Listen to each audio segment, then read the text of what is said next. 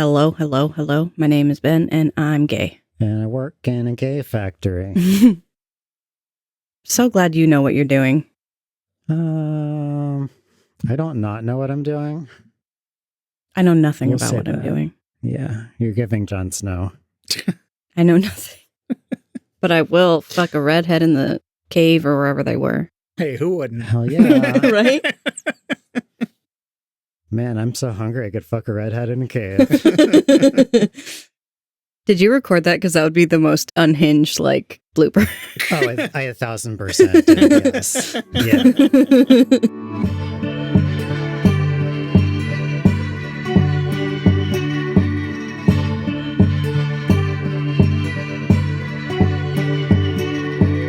Hey, Brats, my name is Robin, and I'm trans. My name is Ben, and I'm trans. And you are listening to Ben and Robin Are Trans. Today we have a special guest, a dear friend of mine named Dan. And we're going to switch up the order a little bit because I want to start with my moment of joy for the week, which is Dan. You're the moment of joy. Oh, I'm so joyful. I'm so happy. So my friend Dan, we've known each other for, it's been pretty much 20 years now. Almost exactly. Yeah. I didn't realize we had started. Oh, yeah. That's fine. It's better energy if you just throw people to the wolves. Mm-hmm. My friend Dan and I, we've known each other for 20 years now, which is, if you're doing the math, That's exactly half of our lives. That's a good point. So we have known That's each other 2 decades. from 2 decades. We could use the plural. Yeah, exactly. It's it's wild to think about. My moment of joy in particular is just that, and Dan and I talked about this before, but just like Dan's personality is kind of goofy, and one particular thing is he always has the dear sir or madam energy. And so I think this is the first time we saw each other since I fully at least started transitioning. Fully, yeah. Mm-hmm. And you just when you were here, I got you a glass of water, and you just very naturally thank you, madam. And which, just because I know you, the energy of it, I know you weren't trying to affirm my gender. That's just how you talk to women. Yeah, exactly. That's If how that I talk makes to any people. sense. Yeah, exactly. So it's it's really inspiring, maybe even, that we're people who have known each other for half our lives, and you just are able to pick up on a dime. That was really sweet. So I appreciate you. Okay, thank you. You're okay. Yeah. Yeah, exactly. Dan, well, before we get into the first question, do you want to tell the people how we met each other? All right. So, Because this is very similar to the story of me forcing you to be friends with Ben now. well, we were both in Penn State Film School Mm-hmm. at the time. And then, when I first arrived, I was totally overwhelmed. Since then, I've discovered I have severe anxiety and depression issues and Mhm. other things. But at the time, that wasn't invented yet in 2003. So we were both nervous people. Yeah. And we ended up in the same Christian group. Uh-huh. And they kept on saying, oh, know who you would be friends with is this person who's also a film student, who's also anxious. And then they kept pressing us together. But they didn't know that that's already happened 4 or 5 times previously. Yeah. We're And so we both have social issues and are in the same major. We should be besties. And that's how we went on to hate each other. Mm-hmm. We're still enemies to this day. Exactly. No, eventually we caved and hung out with each other, and we're pretty much instantly besties Yeah. for the rest of college. Yeah. And I don't know about you, but you're one of the few people that I'm still in contact with from college. I know we both have a couple, but yeah, we have always made an effort to see each other or at least talk to each other. And it never feels like time has passed. It's so easy. Even I was actually going through a trans moment of happiness. I was actually worried that it was going to be, oh no, I'm going to feel I'm going to make a mistake or say something. But then when I was here and saw you, I was like, oh, this makes perfect sense. Yeah, exactly. This is normal. This is just is. Yeah. So you're like, well, this scans. Yeah. All right. So, well, the first question that we normally ask All right. a guest. Ask it. And Ask it. I know Ask the question. Okay. I'm sorry. This is the type I'm of shit that only happens when you've known each other 2 decades. I know. This is beautiful. So the first question that we ask a guest, and this is going to be a loaded one, I know from like talking to Load this it up. weekend. So the Put question some cheese is, and bacon on that. Yeah, exactly. So the question is, how would you describe your gender? I decline answering that You question. decline. Okay. Okay. Podcast over. It is a complicated a labyrinth. I often say my gender is the shrugging emoji Mm-hmm. because it doesn't make much sense to me. It took me forever to figure it out because there are so many labyrinthine clues. It was like a really bad 1980s like thriller where in the end Michael Douglas was the murderer all along. Yeah, Michael Douglas was actually. Yeah. Anyways, involved in your I coming out identify as story. Michael Douglas. Is Okay. what I'm trying to That's say. beautiful. So, I respect Hot wife. that. Yeah. so basically, I identify as bigender, with the 2 genders being female and agender.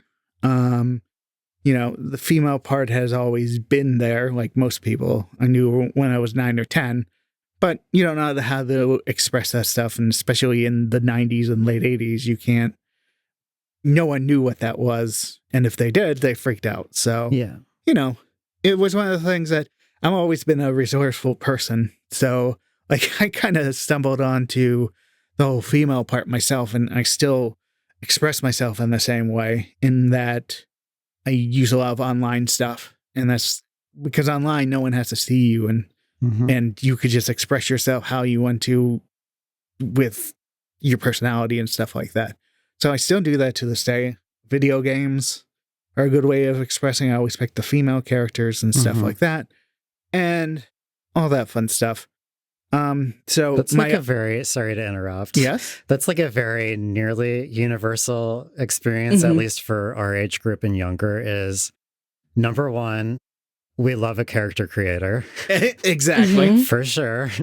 You're always like, wait, where's the character creator in this game?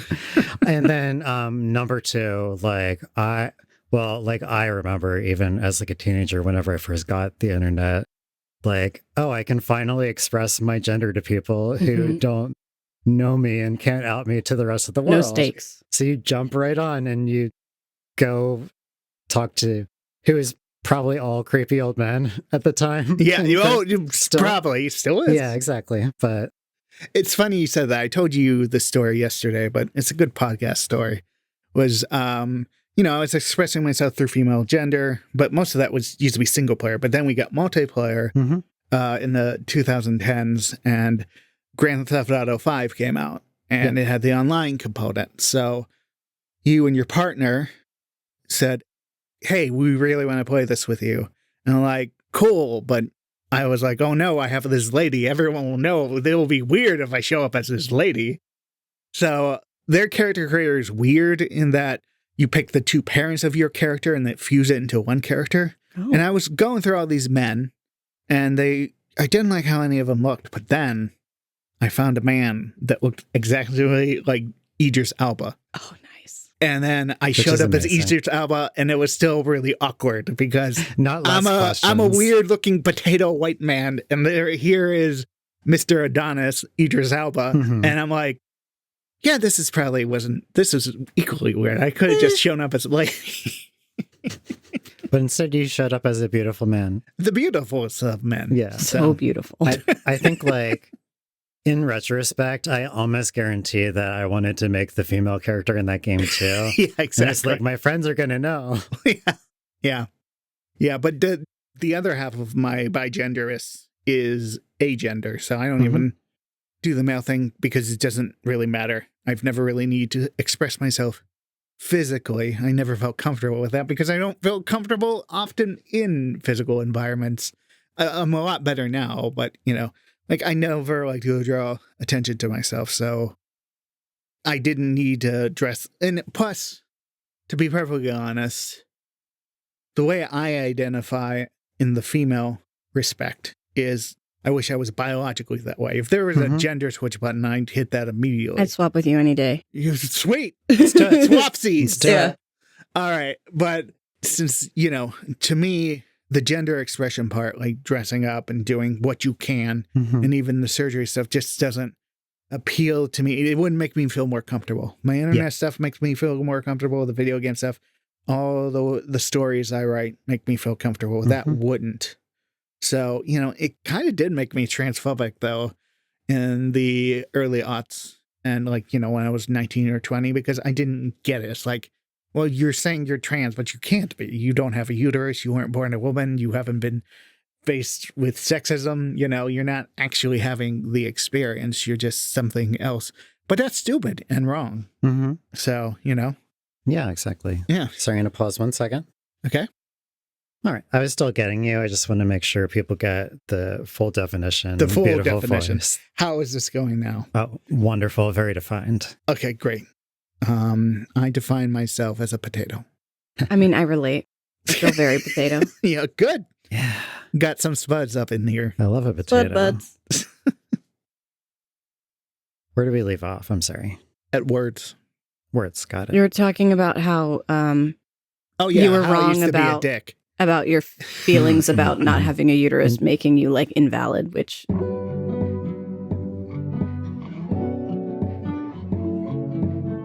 If we could just cut the part of what I said about the boobs. So Yeah. that was just a fun learning moment, which I love. everyone learned things. Yeah. Yeah, exactly. So in addition to, my bigender stuff, I've got a lot of other, I live in a trans universe, one could say, because The trans cinematic universe. trans cinematic universe. Like we're talking about, we went to film school together, but neither of us are film peoples. Though you're getting close here, being the queen of podcasts.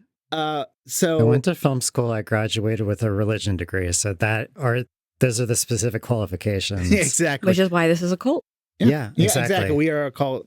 So Please we're either send going to us all start your a monies. cult or we're going to just like grow an audience big enough that we can start selling dick pills. Yeah. And get rich off You of gotta that. buy these supplements. Mhm. They give you all the energy. Get rock hard and ready. Do not look at the label. They are not literally just speed. Yeah. So after college and got my degree, my first job was being terribly depressed, and that lasted for like 5 years. And basically, eventually decided I almost got involved in a few cults, and I thought that I had to get a job and support a family and have kids and stuff. That's what I believed.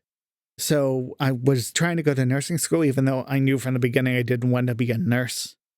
But I did that for a number of years. I got all the prereqs. I got pretty far in nursing school. But a lot of my mental health issues interfered with that and the fact that I didn't really want to do it. But during that, I discovered that about social work and how much I love that. So after dropping out or getting kicked out of nursing school, I went to a second degree program, accelerated, and got a human services degree. And since then, I've been working with those experiencing mental illness in a mobile team. We allow people to live within the community, because most people are in homes or in facilities. We support certain people so they don't have to go to those places. If they don't want to, they can live in their own homes and stuff. Yeah. And that's been great. And there has been some trans clients and stuff, there's been all over the place. So you see a lot of different perspectives there and you pick up empathy for these people. And starting in January of 2023, I started getting a master's degree in social work, and that's been going pretty well. And I've learned a lot from that. And I just had a whole class on complex trauma, and that was very fascinating. And a lot of this kind of They issues. diagnosed you, basically. Yeah, exactly. It was, my therapist has been telling me I had CPTSD for like years. And I was like, no, I don't, because that's for people who really get, my childhood wasn't bad. That's for people who really got stuff. And then I did a research paper on CPTSD, and it's like, oh, the first symptom is that you don't think you have it because it wasn't so bad. And then it proceeded to say all how my basic behaviors was like, oh, I have this, and my therapist is right. How dare she be right? That's what makes it so It's like complex. she went to school for a number of years to know things. I mean, we shouldn't Wild. trust those people. Like, that's if modern discourse has taught me anything, if someone actually knows what they're doing, they're obviously evil and trying to get you. Mm-hmm. My first therapist, like, spent a really long time, by which I mean years, just ramping up to like helping me self-discover that I had PTSD, essentially. I'm sure she knew very quickly, very early on, but because I would have ID'd myself. But at one point she had me read The Body Keeps the Score, Mhm. which is about like, well, it's about Well, PTSD, but how Hey, it guess affects... what my textbook was for Yeah. complex trauma? Yeah. No, it's like pretty standard too. Yeah. But there's one section in it where he lists a whole bunch of symptoms that are like physical manifestations of trauma that are common with people. And not only did I have every single thing on that list, like all 12 or however many things were on the list, Mm-hmm. but it was all of the things that I had been trying to figure out, like, what are these symptoms from? Like, what are my issues? I'm like, I have all these different things and it doesn't make sense to have everything at the same time. Am I just messed up? Then I read this list. I'm like, PTSD, got it. Got it. Yep. That's why lists are good. Love a list. Yep. Lists are wonderful. So, yeah, the other bit of transness from my life that I have to get into that, I'll cut out anything you don't think is appropriate because, I am biased on this next subject. I have my own opinions. Yeah. So, is my sister is trans Mm-hmm. and my sister sucks, but not because she is trans. She sucks because she sucks. I'm going to try that in a more neutral way and you can pick whichever one works. Well, I'm going to go with the more controversial option. Yeah. yeah, I'm mainly afraid that she's going to come after you guys and say, oh, look at this, and this person did such terrible things to me, and all this. That's engagement. Yeah, it's engagement. You can get new friends, and maybe. Mhm. Yeah, basically, so I had always figured out my sister was trans, at least since late high school. I had it figured out. I didn't think of myself was trans until like 15 years later, but even though I was doing all those things I said earlier, Mm-hmm. it was pretty easy to see through, But she didn't come out officially till a few years ago. The thing is, growing up, she was just a very abusive and toxic person. She could easily manipulate both my parents and myself against my parents. Not sure if she even realized she was doing it or anything else, but, and she was very physically abusive. She physically attacked me a lot, and it wasn't great. But, eventually she got on some ADHD medication and that element stopped, thankfully. But she also married my best friend from high school. Mm-hmm. And it's kind of a horrible, toxic, abusive partner for her for like 12 years until basically we ended up in a situation 2 months before COVID started Mm-hmm. in February of 2020, in which I agreed to move in with them. Because I was still living with my parents at the time and, they didn't mind, I didn't mind. But, it's closer to the city and I just didn't have enough money, wasn't making enough money to have my own apartment. But hey, if I go with them, I have enough and I have built-in room support. So I went in there and my dad still says this to this day. It's like, you remember what living with her is like, right?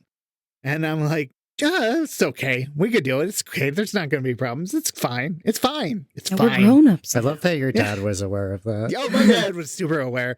Like, I didn't realize how bright my dad was on a lot of things until after I realized a lot of the issues with my sister that I didn't even realize growing up. Mhm. And I'm like, oh, yeah, everything my dad said about this is true. So, like, that doesn't forgive. I love my dad, but he can be inconsistent. Sometimes he was supportive of my sister's transness. Other times he wasn't. He's a pretty caring and open person, but sometimes he'll listen to like the news radio and he'll go back and forth. And also because my sister can be so mean and aggressive, sometimes he would want to not affirm out of spite without even realizing it, I would say. And that doesn't excuse my dad. My sister has her own things. She has accusations against him and accusations against me. And just because you're talking to me and we are friends doesn't mean I'm a good person that's always right. I know I personally made a mistake with my sister, something she's rightfully brought up with me. I got rambled. This should come later. Let me finish the initial story. Cliffhanger. Yeah. So when she moved in with us, I was like, oh, this is great. Trans friend. And then beforehand, she started to get very pissy about how much I was paying and not using all of my money to spend on her, basically. And I was like, oh, this is a little weird. I can fight this. But then when I got into it, I realized, oh, this is a very toxic person and horribly. But, and my best friend had been stuck with this for years. So, it was kind of a weird thing because, nothing about her transness was what was the issue. It was just her personality. I'm sure she has something undiagnosed, autism or stuff. I think that also added to some transphobia for me because it's hard. Because if someone is so abusive to you throughout your life and abusive to people you care about, you want to say, oh, that thing you are is also bad. And it's like, no, that's not how anything works. Anyone could be good. Anyone could be bad, no matter what kind of thing you have. So basically, we're stuck with her in COVID in a month, and there's a bunch of terrible nightmare stories, including where she kept on trying to do a crime. She was doing a crime to her partner, and we're trying to get her to stop doing the crime. And then basically we convinced her to talk to her therapist about it. And we weren't going to listen, but we both ended up listening to that just to see, come on, get her to understand our perspective for once, because she doesn't at all. And that went horribly and stuff. The important part is, eventually when her partner, we worked a plan, we're able to deconnect with her, and it seemed fine at first. She seemed willing to work and stuff, but she also wanted to go fast. But basically, at a point, she got one of her friends to yell at me because she didn't like a thing I did. And I told this friend that, hey, she used to hit me a bunch. Back off. You suck. You're not the good guy here. And from that point on, she's done all her best to keep me separated from her friends and stuff. And she thinks that if I read her social media, I am stalking her, which, so I'm a criminal, just so you know, doing stalking crimes by reading the public information she posts. Yeah. I'm a criminal too in that way. What'd you say? I'm a criminal too, not with your sister specifically, but you could be. I could be. They're very weird posts. But I just had a Twitter account to follow people. I didn't post myself, and I never officially followed her. I just kept her, and when I thought of her, it's like we wanted to keep an eye just in case she would come back. At that point, she was so unpredictable. We didn't know what she was going to do, and we needed protection if she came back. So she went into a TERF kind of hashtag and posted a bunch of pictures of herself as if it was an own on the TERFs. But then what the TERFs did is what they do, because TERFs are the meanest people in the universe, and they just came in and made fun of her looks and everything else. And I felt bad for that, but it was a lot of her stuff is she doesn't seem to get consequences for her actions or not understand it. So to be honest, they said some mean stuff, and I liked some of those tweets, not knowing what that meant. I didn't know that other people could see. I was just angry and just I liked two of them. One of them, my sister claims, was suggesting she should commit suicide or in an intentional way. And I don't know if I entirely agree with that, but that's definitely not why I liked that post, but it was still wrong. And I still apologize. I truly feel bad about it. And it gave me new perspective that when you're mad at a person, like anyone, as I said, just because you're a trans person or of a religion or ethnic group doesn't make you a good person. It just makes you a person with that trait. But I should not have attacked the transness of her. That was wrong. And since then, I've just corrected and tried to focus on understanding her as a person, because, yes, you both know, it's kind of a bullseye. It's kind of like a weak point on a boss in a video game. It's like, oh, this person's easy to attack. We just attack them in this thing in which they are, and it's just scary with everyone building up more and more ammunition on people who just want to live their lives and stuff. So that went all over the place. So please feel free to edit as much as possible. That's fine. You should hear some of the unreleased things that we've recorded. We've said some shit. We've said some shit. I do like the thing I said about, just apologizing about, because just because you're mad at a person or they caused you pain in the past does not give you a right to attack them in general, but especially on their gender identity and such. So I feel like most people learn that lesson the hard way. Yeah. Like you fuck up in a big way once, and then you're like, oh, yeah, that wasn't cool. Yeah. That was anti-chill. Anti-chill is like just heat, right? Exactly. Yeah. It was hot. Yeah, very hot. Oh, man. I do appreciate you telling the story, though, because just to express the nuance of things, like... Yeah, that was my importance of things, because, as I said, we need to keep a nuance, because if you were to talk to my sister, she's going to say that I am a weird gaslighter who tried to convince her she had a mental illness and drove her from her home into homelessness. And, I've known Robin for 20 years, but I met Ben an hour and a half ago, in which I ate cherries most of the time while we were talking. Good for you. And Airheads. And Airheads. I was so nervous. I ate so many Airheads. I'm not judging. Yeah. I'm not judging you in any capacity right now, I promise. And now you're the best of friends. Yeah. Yeah. Sure. We're all human. We've all done shit we aren't proud of. Yeah. And it's made us who we are, and it makes us stronger, and it helps us learn empathy. Like, one of my mottos is that probably at least 30 to 40% of stuff I truly believe as I sit in this chair are undeniably wrong. And I may believe it for the rest of my life, or I may change my mind, but we feel like we know a lot more than we do. And so when I'm dealing, like, as a social worker, you have to do that. You have to not judge someone based on their mental illness or anything else. People are complicated. You can't go in with a preconceived notion, or else you're not going to help anyone, or you're not going to make any difference. So you have to understand when dealing with people that you can kind of base things on outside things, like if a person is trans or a person is tall or anything else. But those are just physical characteristics of what they are. It does not define them. Sometimes we get too involved in statistics, saying 42.3 of people are secretly just made of bats. And that'd be cool. Yeah, it would one much better universe. Not to tell my secret. Two, like, then we wouldn't be able to, like, make broad notions about the bat people. Oh, all they do is screech and cry, and they can't see anything. They just echolocate all the time. Exactly. Hang upside down from trees. Yeah. Like Stella Luna. I love that book. Yeah. So, and sometimes when it comes to my sister, I'm often concerned. You guys said something interesting on your opening episode, I assume, because I listened to the Raw, and it was a good thing, so I'm sure you kept it in.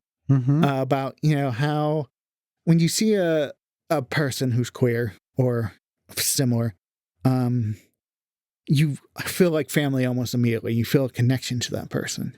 And that's a very good thing. That's how you get connected in a community. But sometimes I feel like my sister takes advantage of that to prey on other people's money and stuff like that. I had a altercation, let's say, recently, indirectly based on that, because she went to help one of her friends who they were helping her get on her feet. And I saw, well, I know what it's like to be financially entangled with her. So I was like, I have some extra money. Here is money. But I knew my sister's response would be to yell at me because I'm watching her on social media. And then I even tried, okay, let's just have a neutral relationship, and it just didn't work out. And I broke the social work rule of breaking through a delusion and stuff. So, you try and you just do what you do. But you got to be aware that just because a person you have that connection with and feel it's family, now family's not always great. Sometimes you need to help them through things. Sometimes they can just be mean and stuff. And I'm afraid that these certain trans communities will let in abusers and toxic people and feel like they have to support them because they are trans. But another thing too is you can still support toxic and trans people just rather indirectly through like indirect support, maybe just trying to help them out when you can. You know, it's... You don't have to be besties. Yeah, exactly. There's a level where we always want to watch out for each other. Yeah, exactly. And I do want to clarify, when I was talking about how we're like almost like family when we meet for the first time and stuff, that doesn't necessarily mean let your guard down and become best friends with any random trans person you met. Because like you were saying But before, I think there's that like impulse to do that. yeah, there absolutely is. Especially if you don't already have a very big trans family. Yes. And you want to like just jump right in and immediately like, we're best friends. We're going to hang out all the time or whatever. I'm not going to say like always keep your guard up all the time or whatever, but still like use the normal caution you would with anybody else. Oh, yeah. As a social worker, you know, working with people experiencing mental illnesses, sometimes houselessness, you know, you got to keep in mind that a lot of people judge those people saying, oh, you're too lazy. Oh, you shouldn't do drugs and stuff like that. But you have to meet in the middle there. You have to like, I'm helping this person. I'm trying to help them improve and stuff. But there's a motto in our job that we say, you can't care more than the client. So like if they don't want to engage in a certain thing, your job is to support them in what they want to engage with and trying to do what you can within their stuff. We can't control what other people do or say. We need to listen to their concerns. And, you know, sometimes like I've had clients who are very pretty much detrimental, dangerous, self-centered and stuff, but you just work with what you can and just hope it improves. And sometimes it does, sometimes it doesn't. So you just gotta like listen to people basically. And it's so I bring it up because that's any group of people. We could be part of a train club and Johnny Trains comes in and he's just like kind of a jerk. And it's like, I like your trains, Johnny, but your personality is not train-tastic.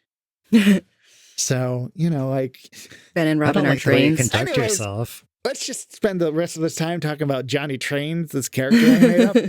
Quick, someone get a character sheet right now. What's the class?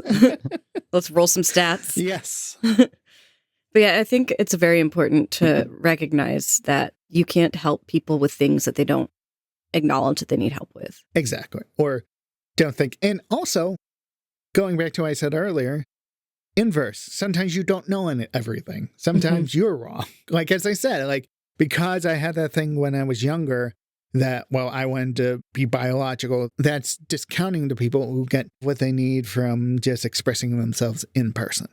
Being trans is such a weird experience, too, because, like, it can be 100% who you are, and you can have no idea what that means. Yeah. And you have no idea what is possible. And it's like, you can't know anything until you know it. Yeah, exactly. I mean, the idea of what they say in a lot of the more conservative blogs and stuff, that teachers will tell you you're trans and indoctrinate you to transness, and if a drag queen who isn't even trans reads a kid a book, they become super drag. It's like, no, I think all three of us here knew long before it was a thing that didn't make sense. It didn't make sense until I saw that other people experienced it too and said, okay, I'm not crazy. This is something that can exist. And when you go to the logic and stuff, you know?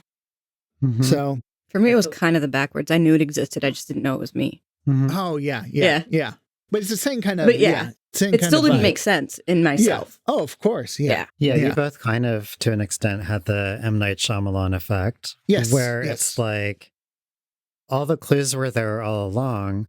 And then for some reason, it just takes a while for you to like make that connection. And once you do, you're like, okay. Like, I like needed permission to be able to think that. And I needed distance from my parents. Yeah.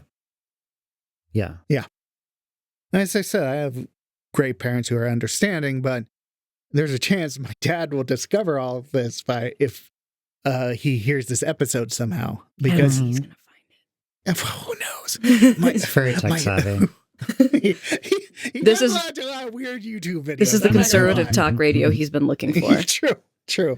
But like, if he does, he's an interesting case in which I'm very privileged in that if I need to tell you the trans thing, like both of you need to express yourself in multiple ways and have physical altercations to fill yourselves.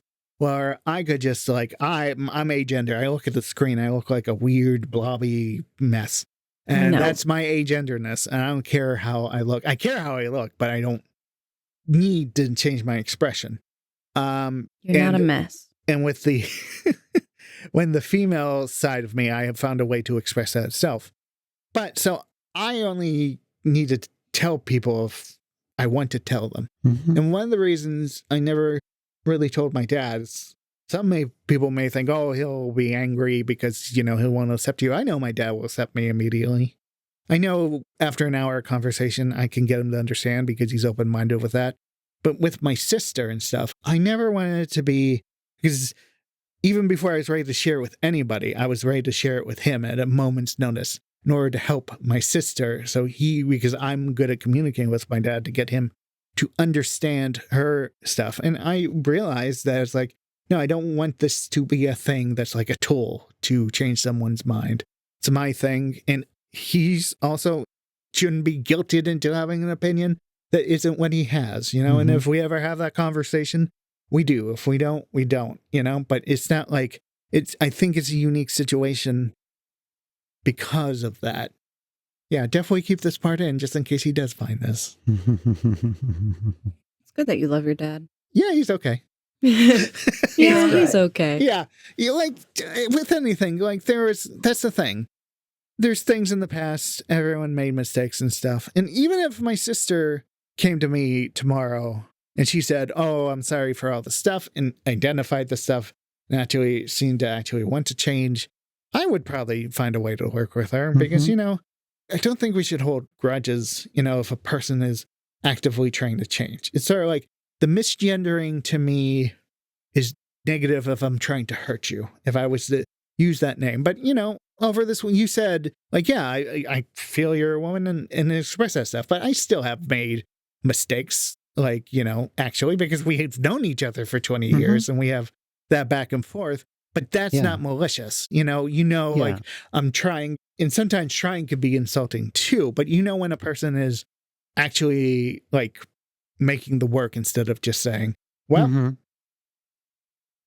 no, there's a big difference between making like reasonable mistakes because it's somebody that you've known for 20 years or whatever. Yeah. There's a difference between that and just not trying at all. Yeah. Yeah, like you've been Robin for literally like 5% of the time you've known each other. Yeah. Yeah. Something like that. Robin, can I tell the story of when I came out to you and your partner? Yes. I was going to get back to that because this is like, no, this is such a stereotypical example of the like trans psychic link that we always talk about, which is somehow like, we all discover each other. You just know, they're safe. You don't necessarily know why, but then suddenly you realize very quickly why. Yeah, exactly. And I've specifically made the reference to you before, Ben, that like whenever you talk about it, it's Dan. Yeah. Well, that, and then also like I've said before, like if you were to look back at my wedding pictures, it's almost like a closeted pride parade kind of situation. Like there's so many people that I'm just like connected to that just happened to be queer and nobody was out at the same time, but we were just drawn to each other. Dan was whatever the non-gendered version of a person of honor for me. I was at my wedding. A noted person type. Yes. He was the main person standing next to me in line when I got gay married. Yep.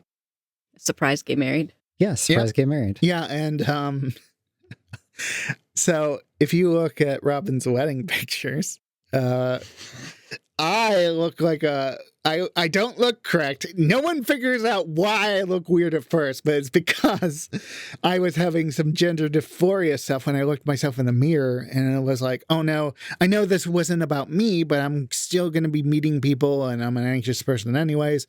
So it's like, these eyebrows are the worst. It's like a weird unibrow. This is everything they make fun of on cartoons. I need to do something about it. So I tried to shave them a little bit and it didn't look right. So I shaved a little bit too. And then by the time it was done, I had these thin little baby eyebrows. Hey, that happens. Yeah, it does. But they look so weird. They do.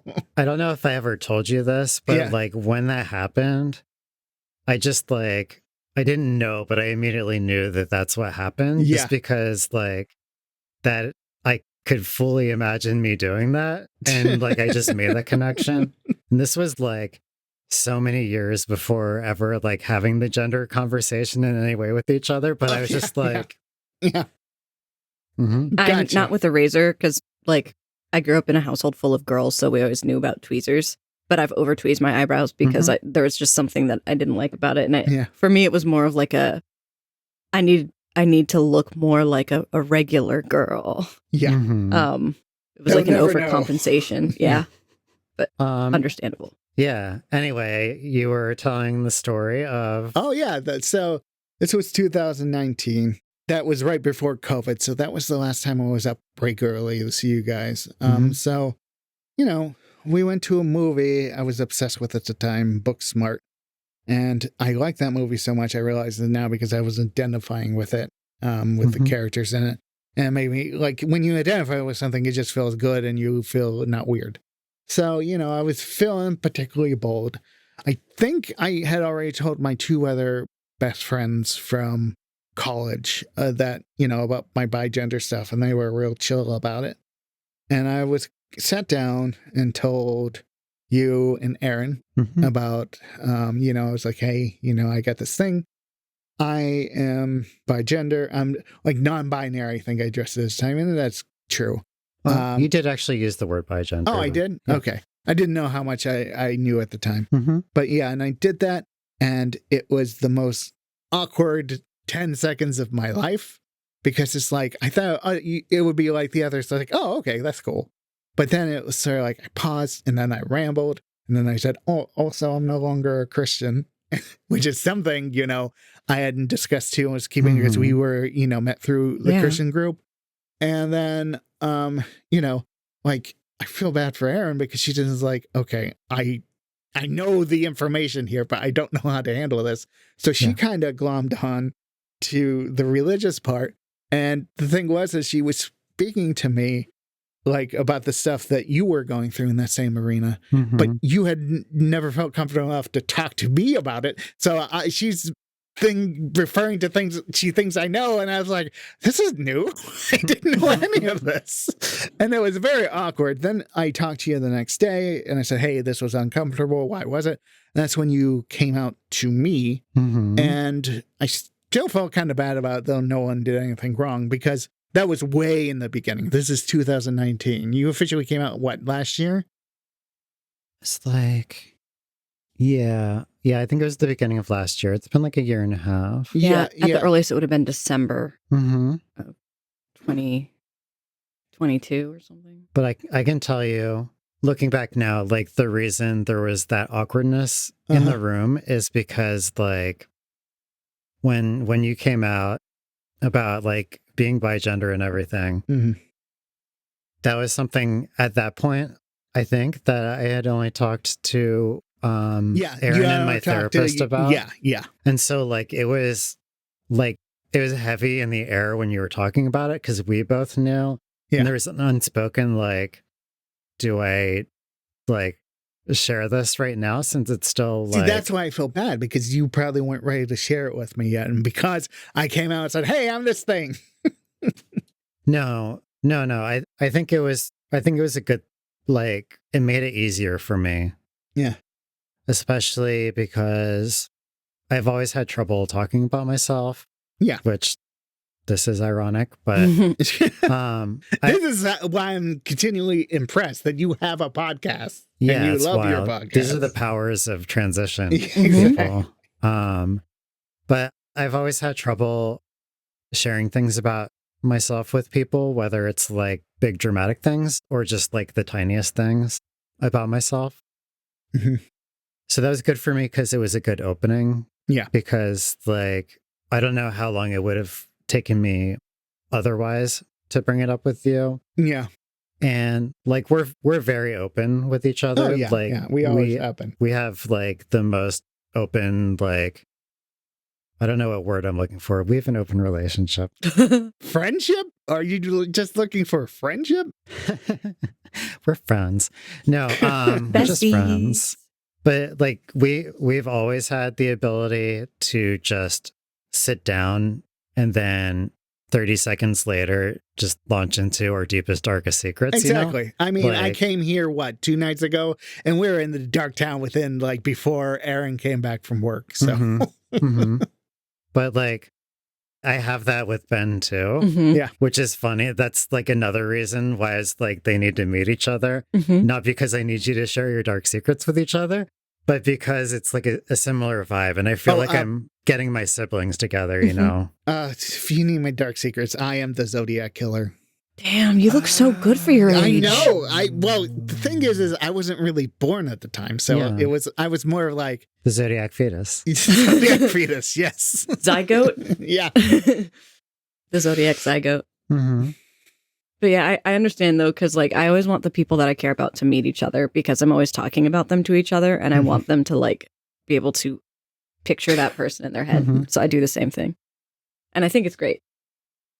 That's wonderful. But I think also part of why this is just me guessing, but part of why you're probably more comfortable having a podcast now is because like you get to actually be yourself, and it's probably easier to talk about yourself when you get to be yourself. Yes, I second the Ben notion. In that same way. And just in general, not only are you more comfortable being yourself, but now that you're self, you're more comfortable being comfortable in general. I noticed that you're definitely much more comfortable than you used to be. I mean, we were both very awkward and stuff. Sometimes we would hang out and not say a word to each other for like an hour and a half. And I always would go away as like, oh, that's so weird. Was I, That's just friendship. Yeah, that's exactly. That's introverted friendship, especially. Yeah. Yeah. But it's also anxiety. Yeah. And anxiety. But it does take a special kind of friend to just be in a room together and not like have to do something, which is like kind of what we do most of the time when we're hanging out. Yeah, is like you will make a trip to visit us. And then we'll just like sit on the couch and do whatever. Yeah. And then Aaron's like, how come you're not doing anything together? We're like, no, this is what we wanted to do. Exactly. This was the plan. That's how I am with Kate and Kishante. We're just sitting in a room, something's on the TV, and we're all doing our own thing in the same room. Exactly. And like, that's a special relationship. Like, that's something that we don't get to have with a lot of people. Yeah. So, yeah, I appreciate that. I value that. This is fun. Yeah. So, Miss Interviewer, any more prompted questions? That's what I was trying to think of. I was just trying to scan my memory and see if there's anything else I want to bring up. Well, Ben, we kind of railroaded you out of the conversation, not in a bad way. But, no, I'm chilling. So if there's like anything you wanted to ask Dan about. What is your relationship with pronouns? Like, because I have a friend who's agender who doesn't use any. Oh, so yeah. So, like, I would do that only to sound cool. Like, it does sound pretty cool, especially if you have a cool name. Dan will go to the store now. Yeah. Do you feel comfortable telling the story you were telling me about, like, realizing how you were pronouncing yourself, you know? Yeah, like, my pronouns are very complicated in the fact that what it comes down to is I say I don't care, but there are specifics, you know? It's one of the reasons I started to figure out the bigenderness and non-binariness was because for my job, we have to do a lot of documentation. And when we do this documentation, it's in the third person, and not by using my name, but by using the word staff. Like, staff did this and everything else. It's like writing a scientific paper. Exactly. To be fair, your full name is Stephanie. Yes.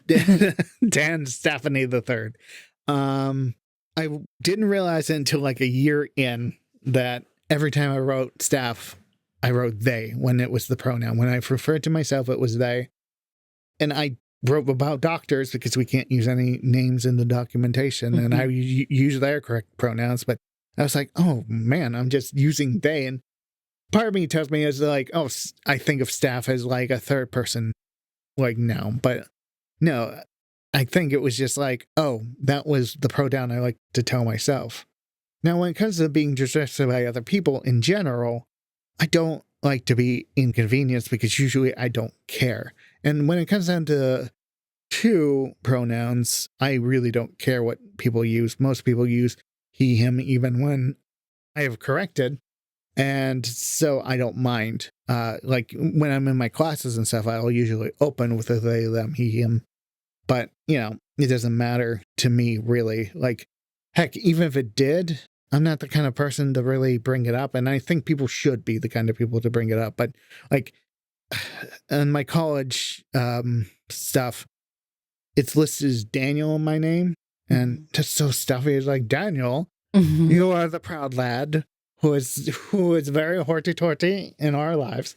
And it's sort of like so stuffy and stuff. I don't like prefer Dan. And I'm always like in the beginning, hey, call me Dan. But most people forget that and call me Daniel. I would correct that way before the pronouns. Mm-hmm. And when it comes to she, her pronouns, it's interesting. Like, because I mainly only when I am, since I'm expressing myself online, only when I'm expressing myself in the way do I like those pronouns. Then those are, you know, definitely the pronouns to use. But yeah, it's so interesting. Like, like everyone's different. And I love that though. What?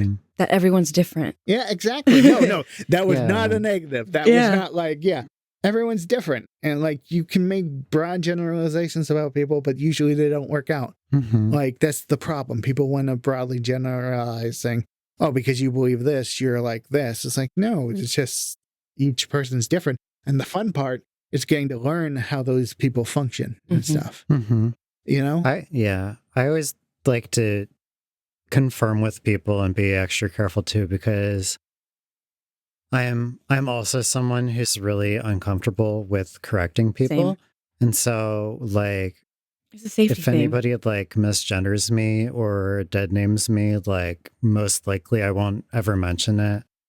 Even if I feel like I should have mentioned something there, you know, like I'm just always like really uncomfortable to, even if I like know the person, you know, and it very much can be a safety thing too, but and an anxiety thing. Yeah, but I feel uncomfortable standing up for myself still too, and I do a lot more than I used to. Both me and everybody I know is getting used to the version of me that actually like stands up for herself sometimes, because I think the person who I was presenting as for so many years wasn't somebody that I cared for or wanted to defend. And now that I'm putting the actual me out there, if somebody says something against me or whatever, I'm just like, screw you, she's my friend, you know? Yeah, don't talk to my friend that way. And I'm going to defend my friend who's me. Yeah. And it's like really weird because I was always so self-conscious and like hid from people and stuff like that. And now I spend a lot of time like editing these episodes and watching myself played back, like watching and listening to myself. And I've had this surprising experience where like before transitioning, like I couldn't stand seeing myself in a mirror. Now when I like watch the videos of us podcasting, I'm like, oh, they're so cute. Just a couple cuties, a couple cutie siblings. Adorable. Yeah, I think there's a lot of validity in like not having strong relationships with certain pronouns or having different pronouns in different contexts. And sometimes I wish I was someone who was just like any pronouns, because like that just screams confidence to me and like security in oneself. And I think that's beautiful. Maybe once I'm on TUI, I'll get there, but yeah, but it's a thing. And also, I don't think there's anything wrong with not being that person unless someone's being insulting to you. Yeah, you know? Some people are like that. Like for example, for like a religious person, some people get super offended. Oh yeah, if like with your pronouns, but they also will get super offended if you don't, when you're talking about God or Jesus, you don't capitalize their pronouns like he or his. You know. It's like, or if you use she, her, watch out. Yeah, exactly. So they are very much into pronouns in that specific case. You know, what it comes down to me is not about like insulting other people's beliefs or anything. It's creating equity, saying, hey, you have things too that's just normalized in society. And it's no different from what we're doing. It's like, you don't have to change what you're doing, but just accept what I'm doing. I'll accept what you're doing. And everyone will be happy and we could go eat ice cream. Yeah, like I won't tell you to change how you live your life if you don't tell me how to change. Exactly. Or how to live mine. And it's gotten to the point that a lot of people trying to change other people's lives don't even realize that's what they're doing. They don't like this. They've decided they don't like trans people, so we have to make it illegal and it's against the kids. But then the same people will be like, oh, gun control would do nothing. That won't stop mass shootings and stuff. It's like, you know, you can have both opinions, but they can be contradictory. You have to analyze your own biases, basically. You have to know deep down of why you're believing what you're believing. That's something people don't like to do because it's uncomfortable. It is very uncomfortable, and I try to do it all the time, but I'm sure there's biases that I've missed. You know, I've definitely made plenty of mistakes.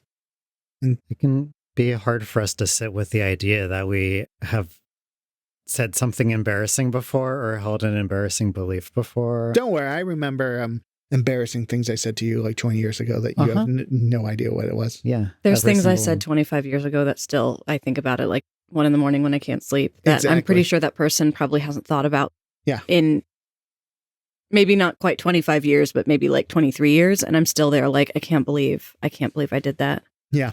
And I think that's a common thing. Yeah. I mean, I deleted my entire Facebook and like fully purged that history because, well, one thing, because like fuck Zuckerberg. Fair. Fuckersberg. Exactly. But like a huge part of it was I was very active on Facebook at a time that I was like working for an aggressively homophobic and transphobic church.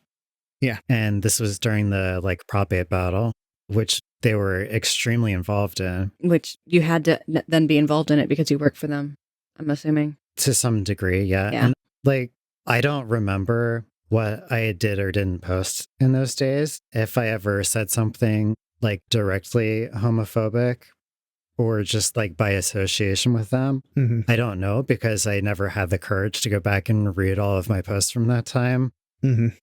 Before deleting it, I was just like, this needs to go.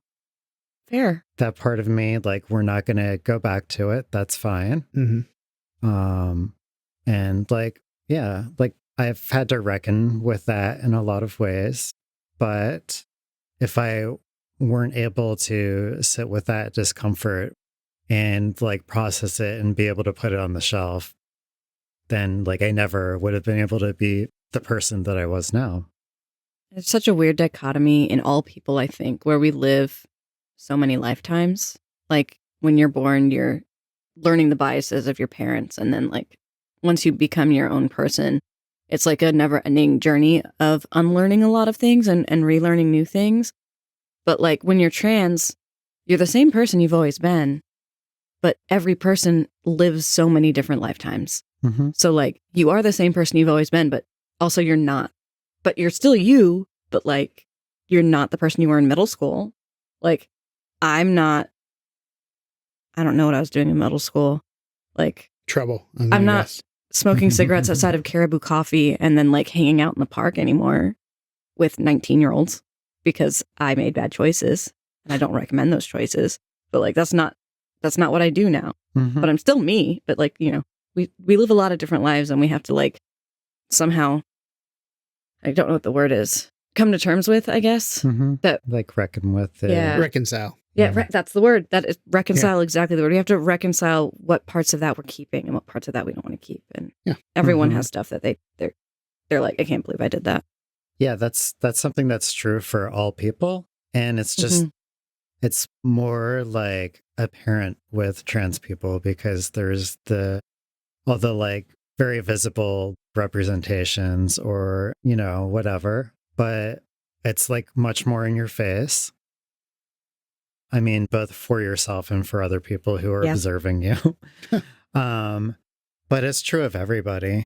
We just like have more of a need maybe than a lot of people to have to reconcile with it. Yeah, we have to really do a lot of processing and a lot of, like if we were computers, we have to do a lot of defragging.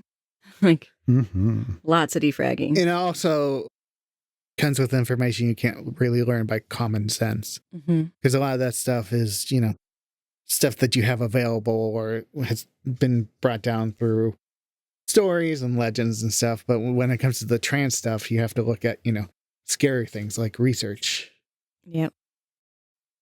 And research is a big generalization. And as we've already covered, generalizations often don't work. Yeah, exactly. Exactly. Because, and it's not pure either. It can be manipulated. Absolutely. See that with some of the reports they'll report online. For one of my classes, I did a whole paper on this. I think both of you would relate about how this paper was claiming that teenagers experience less mental illness symptoms if they have conservative parents instead of liberal parents. Yeah, it's because they're too scared to admit they need help. Yep, that was pretty much. But that's the thing too about this misinformation, because it was a large part of it, and that was my hypothesis going in. But it was also just basic trickery. They are lying to themselves on what they're doing. They're calling themselves authoritative parents, where they're listening to their kids and stuff. But when you look at the questionnaires used for the study and everything else, they were very authoritarian. Their study, they claimed, found authoritative parenting was the best, which is like sort of like where there are rules, but the rules are explained and everything's open. Authoritarian is you must do what I say. And it discovered, according to their skew, that authoritarianism is the best, but they don't want to think that, so they shifted it around to make it seem like they're authoritative, even though they're authoritarian. So, I mean, hot take, that might be the best for some kids. Yeah. It might be. It wouldn't have been the best for me. It wasn't the best for me, but that doesn't mean it is the best. No. And once again, it comes down to statistics. Yep. All the studies show the best predictor of outcomes is authoritative, but laissez-faire, which is let them do what they want, and authoritarian has produced good people too. It's just, you can't, when you say this is the answer, that's kind of not the case. I think some people call it moral relativism, but I think it's more like moral complexity, in which we have in this mind that there's a yes or no or right or wrong, when something could have 100 rights to it or wrongs, and there's no absolute. You can't make an absolute statement that because let's say I say murder is wrong, but there's exceptions to that where, self-defense, and I personally don't feel this way, but most people think warfare is not murder in a way. Yeah, but I don't. Yeah, it's a touchy subject. It's very all over the place. But then I'm thinking through it, sexual assault. There's never a positive version of that. There's never a way in which that's justified. So we can't say some things are justified sometimes, sometimes they aren't.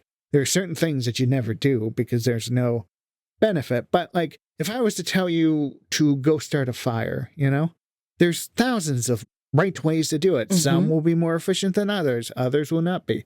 If you want to get one specific way, I have to light a fire at this. It's got to be about 70 degrees. You have to have 4 sticks. It's dry, but not too dry. You can kind of blow on it. You have a mud pit and all this other stuff that the only answer is that specific way. But if not, it's equally valid saying you rubbed a bunch of sticks together, or I just turned on my stove. There, you started the fire in both ways. Yeah. Neither of them was wrong.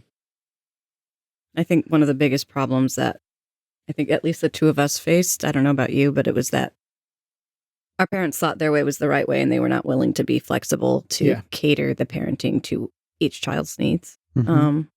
Which is rough. Yeah. I don't know how we got to this tangent, but it's been interesting.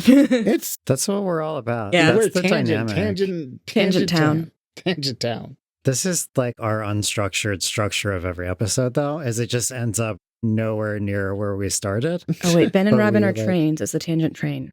Yeah, Ben and Robin are trains. Yeah, and Johnny Train is your new guest. Johnny Train, featuring Johnny Train, conducting this interview. And then your catchphrase becomes, "Oh, Johnny, choo choo, Johnny." This has been so fun. Yeah. Yeah, I'm trying to think of things I want to ask you, Ben. You can ask me whatever you want. Yeah. Or you don't have to ask me anything at all. What is your social security number? I do have it memorized, but I don't think I want to record it. I guess you're heard it not here an open first, book folks. then, Ben. It has 2 6s in it. Ooh, fancy. Oh. Mine has a 69 in it, so obviously it's nice. Yeah. My mom's has a 666 in it, and it's about right. That's And scams. she has to be the Antichrist then. I'm sorry, that's just Her birthday's science. Halloween. That's how that works. Did anybody shoot her in the ear? No, but a piercer once told me that if I ever were to get shot, I should get shot in the ear because my ears are so stiff after the plastic surgery my parents had on them that the bullet would bounce off. Ooh, bulletproof ears. Yeah. It was really fun. They're real hard and real little. Man, I feel bad for a serial killer who Tried to get me. tries to get, whose thing is to take people's ears off. If you get that, it's like, oh man, I did all this work and I can't even have That's the rude. ear. Mine have already been mostly cut off and sewn back on, so it might be True. easy. True. Who knows? Well, we are going to have Dan back on soon because we're going to, as previously mentioned, we both, at least for a little bit, went to film school together and have many thoughts on film and media. And It's all bad. it's all bad. Yeah. So we really want to get into some conversation about like trans representation in media, especially. So we'll be having Dan back shortly. Cue the fancy music. I assume there's fancy music. Oh, there is. Yeah. Homemade music, too. All right. Well, until then, I am Robin. I'm trans. I'm Ben. I'm trans. We'll see y'all next time. I don't get to say a thing. I'm not a thing. Say a thing. Are you trans? I'm Dan. I'm a person. So agender. Yeah. Agender coded.